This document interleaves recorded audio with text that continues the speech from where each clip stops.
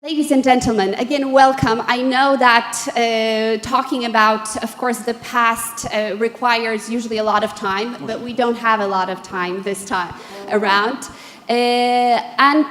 So we'll try to have this as a very dynamic type of a conversation with questions answered and, of course, some reflections. And I think one of my good friends, an American friend, says that when he came to Poland, and I think that's also true for Lithuania and for Georgia, when he first time came to Poland, he was amazed by the fact that all Poles carry history in their backpacks. Whatever discussion you would start with the Poles, it always resolved around history. And I thought this is because the history of Poland, but also of the entire region, of the Baltic states, and of Georgia, is not really known how huge of an impact it had on our way of thinking about our country, about our political institutional structures. So my idea for the panel here is to have a holistic approach to history. And I'll have one question to all of you, and then we'll go into specific questions to each and every panelist. The general question I wanted to ask you, what lessons have we learned from the 100 years of our independence? That independence that was so strongly fought for, the independence that we lost in 1939, or earlier in the case of Georgia, 1922, the independence that was not regained truly and really until the early 1990s, 1989, 1991, horrific times of war, what Professor Davis said, bloodlands, as Professor Snyder calls that, but also then the hope of the 1990s. If you look from your huge experience as politicians, as statesmen, what lessons would you like to give to the next generations? What have we really learned? President Kwaśniewski, please. Well, thank you.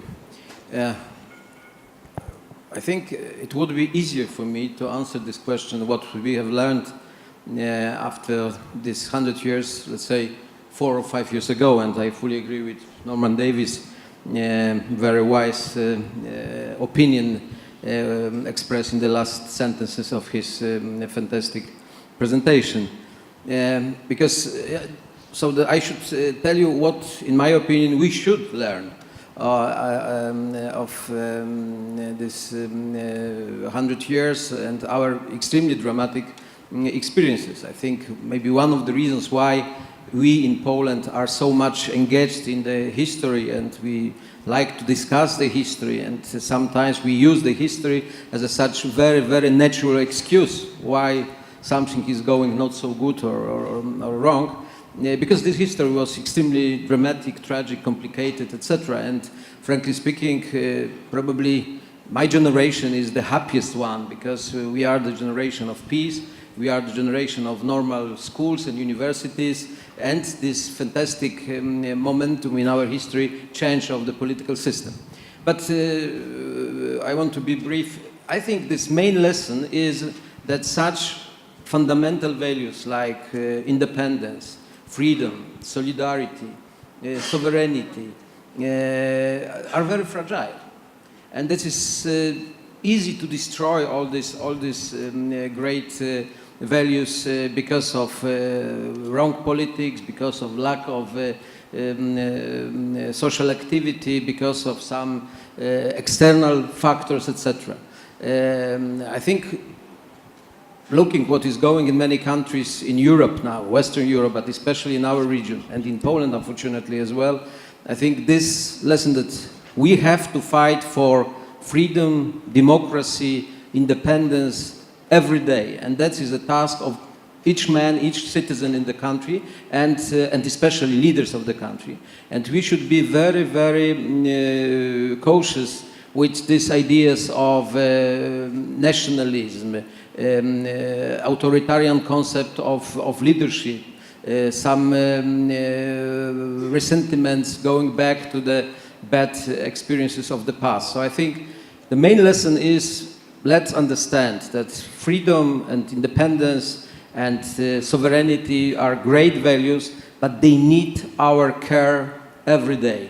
They need our engagement. They need votes of the voters. They need understanding of the people, what is going around. They need very mature, very active civil society. Thank you very much, Mr. President. We'll come back to some of those ideas, how do we strengthen actually the tissue of democracy in a moment. Prime Minister Kubilius, if I may ask you the same question, lessons learned coming from Vilnius, also very specific historical experience of your country and the region of the Baltic states. What are you taking out of this experience? Well, thanks a lot. Well, I will start, first of all, from what President Krasnevsky just recently have said. What we learned, first of all, we learned that it's very easy to lose your independence in our region and to face all the possible tragedies of bloodlands. And, but also, from another side, we learned what works for us, in our region to stabilize situation, to improve, our independence and to create successful countries. So first lesson is very simple. Being alone in our region, you are not safe. Without transatlantic solidarity in our region, you are not safe. And that is why, again, we can say that we are happy that we have EU and NATO. Second lesson, again, is very simple.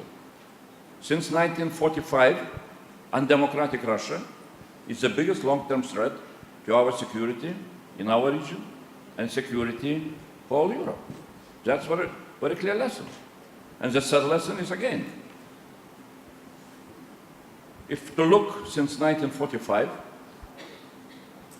here were only two effective geopolitical instruments which in defending European countries from Stalin or Putin type hybrid influences, and those were Marshall Plan in 1947, and then EU enlargement after 1990s.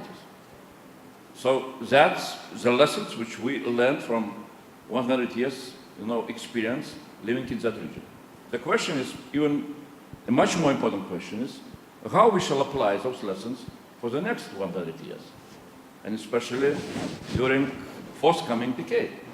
And in my opinion, we need to understand that the biggest lesson which we need to learn is how and what we need to do in order to assist Russia to become a more normal country.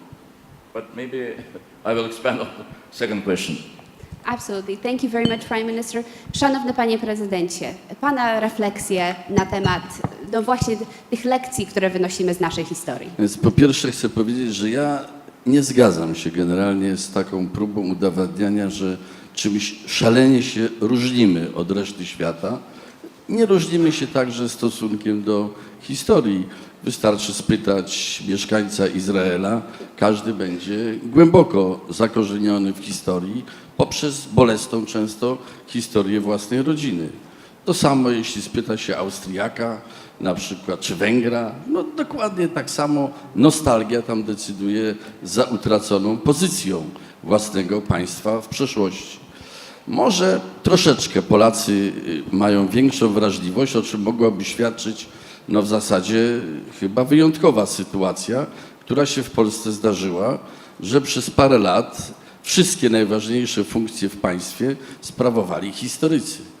Byłem prezydentem, mam wykształcenie historyczne. Premierem był Donald Tusk, historyk z wykształcenia. Marszałkiem Senatu był Bogdan Borusewicz, historyk. I marszałkiem Sejmu był Grzegorz Schetyna, historyk również. Ale to chyba jedyny dowód na to, że mamy jakąś większą wrażliwość. Poza tym mamy jednak coś, co nas trzyma przy doświadczeniu historycznym. Traktujemy to doświadczenie jako istotną wskazówkę na dzień dzisiejszy i na przyszłość ze względu na trudność tej historii, którą przeżywaliśmy.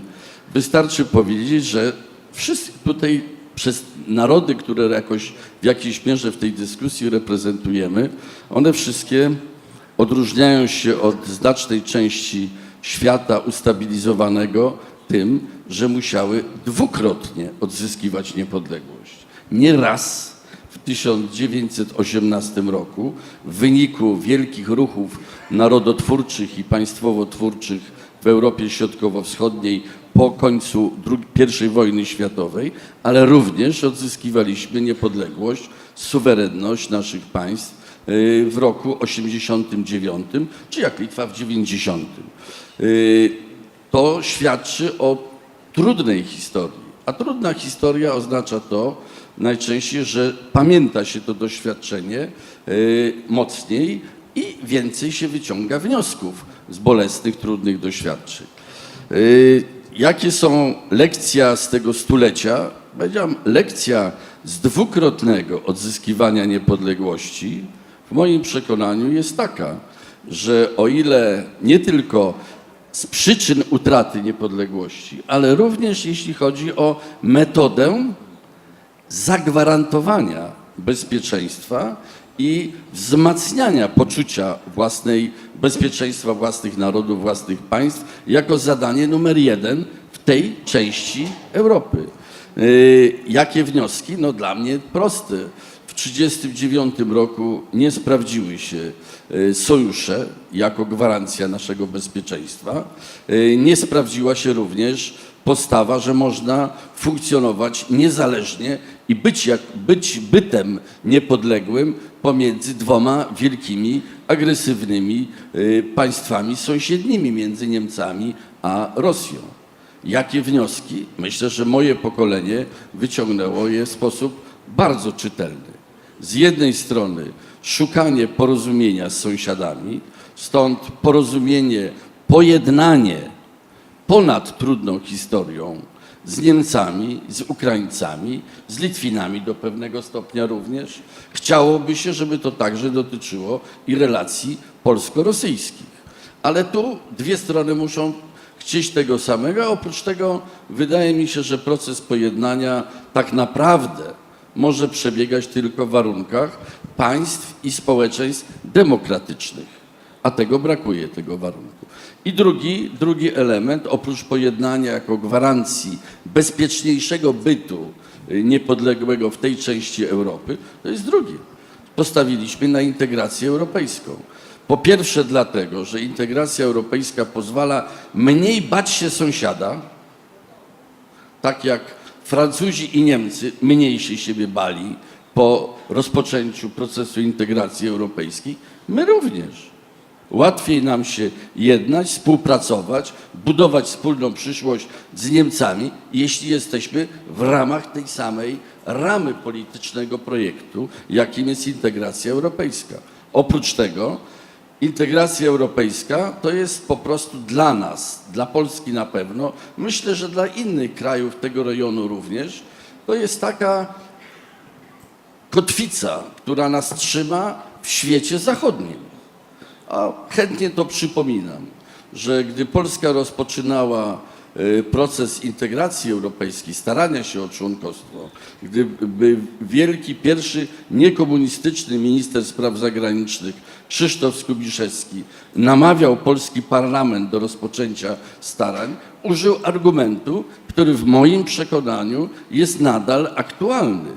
Powiedział w ten sposób: Wysoka Izbo, z doświadczenia historycznego od XVIII wieku wynika niezbicie, że Polska z jej położeniem geograficznym, z jej historią, z jej potencjałem także może być albo europejska, albo moskiewska. Dla nas gwarancją bezpieczeństwa i niepodległości jest silne zakorzenienie w świecie zachodnim. Są dwie kotwice najważniejsze: Unia Europejska i NATO. Bardzo dziękujemy, panie prezydencie. Myślę, że wszyscy tutaj się z tym bardzo mocno zgodzimy. Sophie, if I may, President Komorowski mentioned that some of our countries, and specifically Georgia here, had a very short window of independence after 1918, and then fell into the Soviet Union and became a part of the Soviet Union until its delusion in 1991. What are the lessons that come, not only from Georgia, but mainly also from more broadly from Southern Caucasus, from those 100 years of independence? It's going to be on. Is it working? Hello, hello? Thank you very much. Since it's my first ever time taking part in this very important forum, I just wanted to say how hugely privileged and honored I am to contribute to the discussions on a topic which resonates with each of the nations present in this room. Indeed, this year marks and is charged with many symbolisms, as many of the Central European states are celebrating the 100th anniversary of independence, and for Georgia too, it's a landmark year, as 1980 was the year of declaration of independence for Georgia, followed by 70 years of the Soviet occupation until regaining independence in 1991. So indeed, Georgia has had a very turbulent history throughout not just 100 years, but I've heard a very good quote, and I want to actually use this quote since morning. Independence is the highest and biggest treasure that we should nurture, and no other country, I think, can understand the words and what it means, because throughout our history, as I said, beyond 100 years, we have been fighting for independence, but obviously those 100 years and the Soviet occupation and the recent history of the last 2 decades were extremely turbulent for Georgia. Before answering your question, very briefly, I wanted to say that the main factors of external threats that we have been facing and we are still facing, I believe, are our values and common values, our choices and our geopolitical locations. And probably later on we will talk more about the conflict and the security and the threats that our region is facing. But to go back to your question about the lessons learned, I think it's pretty straightforward, and we do know the answer to this question, but I would rather phrase it in a different way. How prepared and resolute and committed we are to stay united and strong. And I've heard again a number of times solidarity, unity, resilience, and that's what it is important when we talk about countries like Georgia, countries like Ukraine, to, in the first place, restore our immune system and restore our resilience to then counter and even ideally prevent all these threats. But we've got a very, we've got an objective, and this objective is seeing ourselves in future in the European family and in NATO. This is our anchor, as it has been mentioned by distinguished speakers, and this is the lessons learned, to have a big vision, and once you've got the big vision, to follow this path very consistently and to at the same time analyze and understand the threats and have the immunity and the resilience to stay together and be committed to this idea. Thank you very much. Ladies and gentlemen, I think we agree that today the history has taught us that only a strong Europe, a Europe that shows solidarity, makes Europe a safe place. And I think we are very clear of our countries, our commitment to the European Union and to NATO. But I do have a question starting with President Kwaśniewski. You have highlighted on several occasions the importance of us being embedded in those institutions. But we also have to look at the past and predict the future for the past. Do you see the possible demise of the Western institutional order? And what would that mean for our region? Well, I want to repeat, for us, I think for the whole region, these 2 elements are absolutely decisive. It means security, NATO and membership to NATO structures, and second, European Union. Of course, when we signed the documents with European Union, it was 2003. Finally, we are a full member of European Union since 1st of May 2014. Everything happened in the atmosphere of optimism. It was unbelievable optimism. The end of history happened. Well, end of history, and Fukuyama told us that for sure this is end of history. He was unfortunately wrong. Now we know that we have beginning of new chapter of the history. And I tell you, today and to predict the future is difficult because we have real serious tensions. Not only inside European Union connected with Brexit or with the position of some members of European Union, we have also quite serious tensions in the transatlantic cooperation because of some statements even of American president.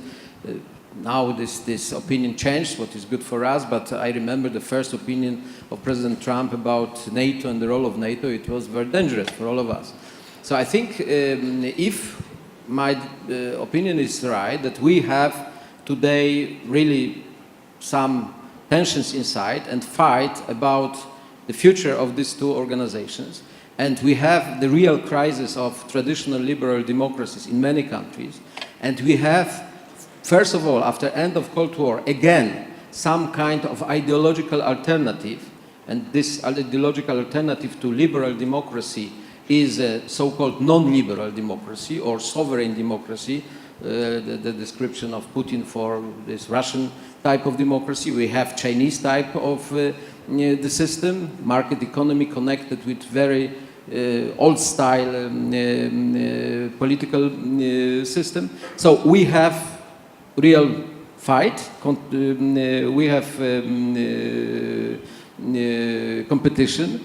And in this competition, very important is to help this organization, which are really the anchor of our independence, freedom, from our side.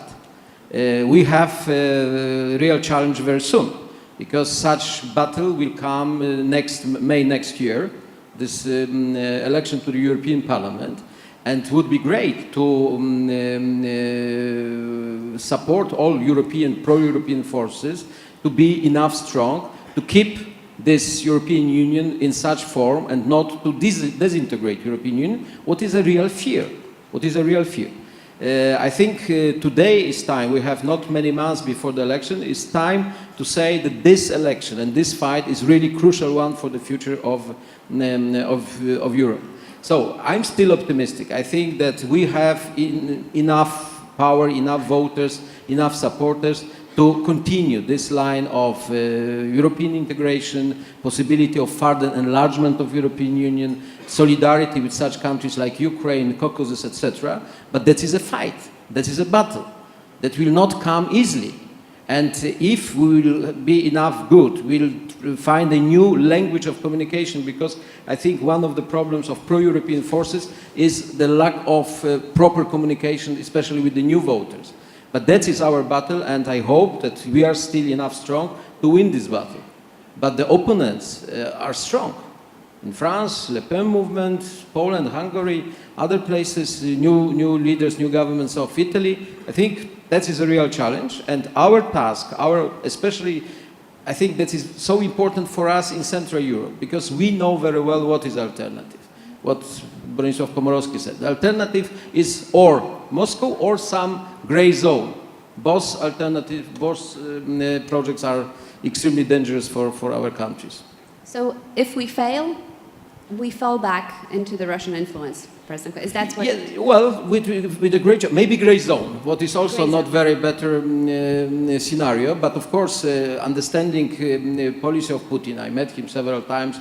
So he was very honest with me. He said his two main strategic topics are, first, to rebuild the position of Russia as a more or less empire like Russian Empire of Soviet Union, and especially with crucial role of Ukraine in this concept of new zone of influence. And the second, to rebuild the position of Russia as a super player on the international or global stage. And he is doing all the things quite effectively, having, frankly speaking, not so good cards.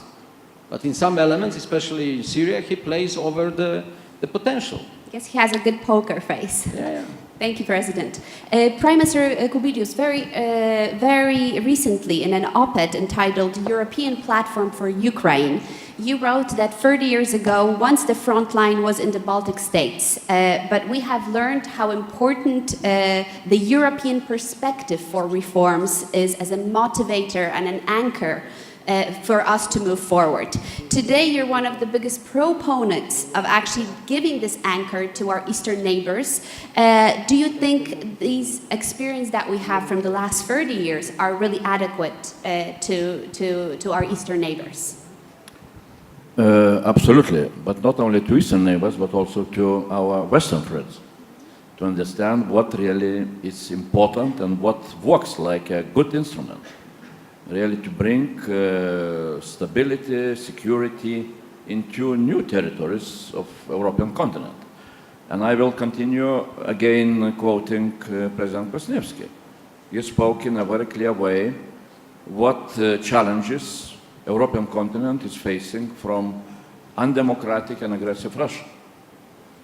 So then the question is for Europe not only to how to resolve its domestic problems, which are really quite big ones, but that is nothing new. Europe always is moving from one crisis to another crisis, but also how to manage the whole situation, to have holistic approach to the situation on the European continent. Where Russia, from my point of view, and I think that we have had here generals, and NATO General Secretary, really Russia, unfortunately, still is behaving not in such a way which we would like to see. Then the question is, what can we do? Of course, we should not be naive. While Putin is in power, perhaps we should concentrate ourselves only on deterrence and defense, what Poland is doing in a good way, perhaps. But also we need to understand that the only instrument which the Western community has in its hands in order to assist positive transformation in Russia, maybe after Putin, it will take time, but that is the only instrument is success of Ukraine and Georgia. And, well, unfortunately, for time being, EU is not ready to provide membership perspective. Okay, I understand there are problems, Brexit, internal problems, at least, again, Western Balkans to be integrated into EU till 2025. But we should look, what can we do in order not to waste time, and what can we do really, trying to assist success of Ukraine and Georgia. So that's why we in Lithuania came out with several ideas recently. One of them we started last year with what we called Marshall Plan for Ukraine, which, while EU is not able to provide membership perspective, we said let's look for some kind of investment package. Now we see quite a good progress, and the challenge is how to use 8 billion euros, which were offered to Ukraine since Maidan Revolution by different international financial institutions, and which Ukraine is not able to absorb. There is very good experience of Poland and Lithuania we're trying to share. And second, of course, we're starting to look into a new geopolitical window of opportunity, which from our point of view starts from 2025 and which can continue up to 2030. And first of all, we connect that window of opportunity with Polish presidency in EU in 2025 and Lithuanian presidency in EU in 2027. I think that we can have joint strategy how to push through EU decisions which would allow to see much more clear perspective, membership perspective for Ukraine and Georgia. And we were very much encouraged recently by the words which were said by Angela Merkel when she visited Tbilisi. And when she said that, answering to the question, what's about Georgia and membership perspective, she said in a very clear way, here is a need of next decade for EU to be ready for next development, and also for Ukraine and Georgia to be ready, and both Ukraine and Georgia has very strong European perspective. So that's our vision. Perfect, and that's also the vision for the future that's created based on the lessons from the past. Panie prezydencie, w obszarze polityki zagranicznej pan poświęcił całą swoją prezydenturę i to wspomniał pan też przed chwilą, budowaniu tych relacji dobrosąsiedzkich. Relacji, które są jednak w dużej mierze oparte na procesy pojednania. Czy to między Polakami, Niemcami, czy Polakami a Ukrainą i innymi państwami, może w przyszłości Rosją. Ale dzisiaj, jak pan prezydent patrzy, jak te kwestie historyczne powracają ze zdwojoną siłą między państwami, które są strategicznymi partnerami, między państwami, które wydawało się, że ta historia gdzieś w jakiś tam sposób już powoli pozostawiamy ją historykom. Jak pan tłumaczy ten powrót historii do retoryki politycznej i co tak naprawdę nam się nie udało w tych relacjach, w tym pojednaniu, że jesteśmy dzisiaj tu, gdzie jesteśmy? Więc jeśli pani pozwoli, to najpierw chciałem nawiązać do tego, o czym mówił pan prezydent Kwaśniewski, że Rosja prowadzi grę ponad swój realny potencjał. Ona nie ma potencjału na mocarstwo tej rangi, które by poszerzało swój obszar wpływu, ale grę o to prowadzi i z sukcesami. Według mnie siła Rosji putinowskiej polega na tym, że ona wykorzystuje słabości świata zachodniego, słabości także systemu demokratycznego oraz fakt, że zawsze przewagę ma ten, który atakuje, a nie ten, który się broni. Rosja parokrotnie zaatakowała w sensie politycznym, także w sensie militarnym i odniosła sukcesy. Trzeba mieć świadomość, że potencjał rosyjski nie będzie się zwiększał, on będzie raczej malał w dalszych dziesięcioleciach, ale dzisiaj jest wystarczający do tego, aby prowadzić grę taką bardzo ostrą, ponad rzeczywisty potencjał państwa rosyjskiego. Odpowiedzią na to ze strony świata zachodniego powinna być jednak też większe zdecydowanie i ostrzejsza gra. Mam jakąś satysfakcję, myślę, że pan prezydent Kwaśniewski również z tego, że w czasach, kiedy świat zachodni, kraje natowskie de facto zmniejszały finansowanie sił zbrojnych i to w sposób zasadniczy, mimo że Rosja w tym czasie zwiększała finansowanie, podnosiła na coraz wyższy poziom, no Polska była jedynym krajem, który chyba w skali całego NATO, które w 2001 roku podniosła poziom finansowania własnego systemu obronnego do 2% produktu krajowego brutto. Miałem nadzieję, wtedy byłem minister obrony narodowej i chyba nie jest to płonna nadzieja, że to uruchomi jakieś myślenie bardziej odpowiedzialne o systemie obronnym świata zachodniego i gdzie indziej. No, tyle, że aby tak się stało, no niestety trzeba było doczekać nie tylko dramatu wojny rosyjsko-gruzińskiej, ale także i ataku Rosji na Ukrainę. Dopiero wtedy w świecie zachodnim, w świecie natowskim, w Unii Europejskiej nastąpiła częściowa, niepełna zresztą refleksja. To nie jest żadna satysfakcja dla polityka, że po latach, po tak dramatycznych wydarzeniach ktoś mówi: mieliście rację. Ważne jest, aby z tej racji wyciągać wnioski na przyszłość. Mam nadzieję, że świat zachodni będzie prowadził bardziej zdecydowaną, ostrą grę w obronie niezależności Ukrainy, Gruzji także, w obronie ich prawa do dążenia do świata zachodniego. Mam nadzieję również, że ta bolesna lekcja bezradności przyczyni się do tego, że utrzyma się tendencja na rzecz zwiększonego finansowania systemu obronnego całego świata zachodniego bez szantażu prezydenta Stanów Zjednoczonych. To powinno wynikać z naszej wspólnej refleksji. A teraz odpowiedź na pani pytanie. No, oczywiście obserwuję to, co się dzieje z ogromnym niepokojem, bo jak powiedziałem, dla mnie te dwa procesy, proces pojednania z sąsiadami i proces integracji europejskiej obok systemu natowskiego, no to jest gałąź, na której siedzimy w sensie bezpieczeństwa jako naród, jako państwa. obecną politykę rządu polskiego oceniam jako piłowanie gałęzi, na której Polska w sensie bezpieczeństwa siedzi. No bo podrywa ona naszą pozycję w instytucjach europejskich, w krajach Unii Europejskiej, zawiesza nasze bezpieczeństwo na niepewnym takim sojuszu tylko i wyłącznie ze Stanami Zjednoczonymi, gdzie są dysproporcje wielkości, są potencjałów, są także różnice interesów pewnych, czy strategicznego odczytywania tych interesów. No i niepokoi mnie również to, że poszła w kąt polityka pojednania jako fundamentu polskiej polityki zagranicznej.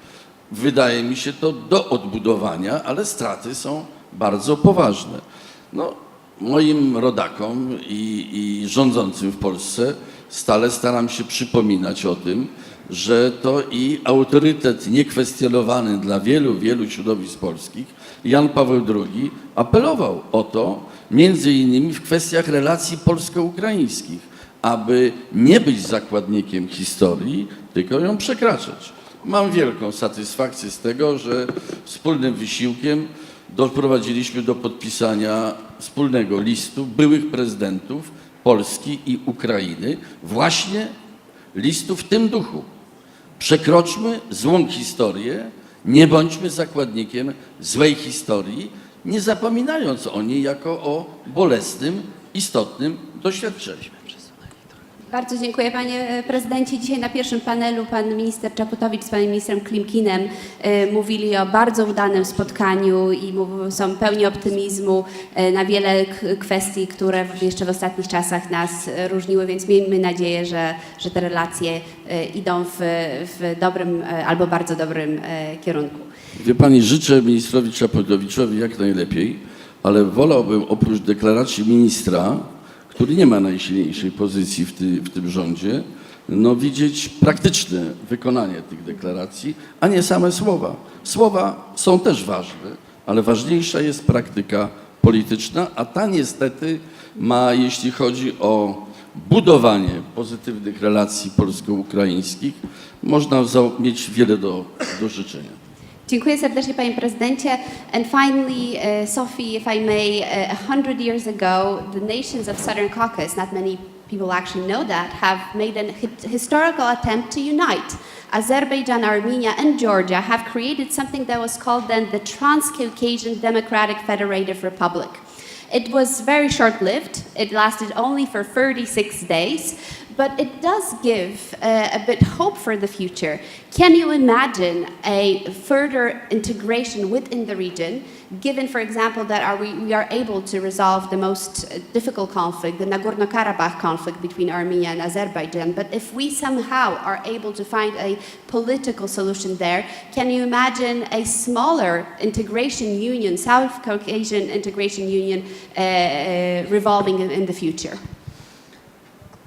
Thank you very much. I would really very briefly like to echo some of the comments because they are so relevant to Georgia, and Georgia was mentioned so many times already, and I've heard the most encouraging words from our distinguished speakers. I would also like to say a few words about that. European community indeed has to realize and acknowledge more and more that what's happening in Georgia and what's happening in Ukraine and what we see, and that 20% of our territories are occupied, and we spoke in detail this morning that we are witnessing on a daily basis grave human rights violations. People die on the ground. An arbitrary alteration of international borders by force. This does not pose threat only to Georgia and Ukraine. This poses threat to the strategic vision of Europe as whole, free and secure. So this is the point that I wanted to make when we talk about solidarity, when we talk about being resolute and committed to the idea. There must be a growing acknowledgement and realization of the fact that this is the threat to the European security. And when we talk about European and transatlantic resilience and security, we should also be true to the founding principles of it and open door policy of NATO and the EU have always been the cornerstone of transatlantic and European security and resilience. And that's how we see our future, because there was a question about predictability in future and how we predict. It's very difficult to predict. However, as I said earlier, there is a vision, and everybody should understand that conflicts, these are not isolated conflicts in the isolated countries, but rather it needs to have a different approach, and that's exactly what we've heard from everybody since morning, and it's very encouraging. The South Caucasus, it's a very interesting question that you asked. I truly believe that the agenda that individual countries have got on their agenda in the South Caucasus countries, everybody is striving for stability and security. This is for Georgia a number one objective, because the whole panel is about turbulence, about history, about future. We are importing stability and security, and we are exporting stability and security in the South Caucasus region as well, and beyond the South Caucasus region, and we go beyond that. And I think that should be an example for future when we talk about our perspective. Without security, without stability, I do not imagine countries developing in the right direction, that the way we should be developing in future. That's why we care so much about independence, but security and stability, and I believe that that should be, and it is, on the agenda of our neighboring countries as well. Thank you. Thank you very much. I'm so afraid that we run out of time, but I think we've came to a number of conclusions about what we understand the lessons of the past are for the future security of the region. I would also like to say that such panels are a great opportunity to thank you. I think that sometimes, usually politicians are mainly criticized, but there are moments where we really have to recognize the huge historical achievements that our countries have done, and they have been made thanks to statesmen like yourself. So on behalf of myself, the forum, and I think the majority or all of the participants here, I would like to thank you for your contribution to making our countries safer and making this region, and also in the future the region of Southern Caucasus, secure, prosperous, and part of the Western democratic community. Thank you very much.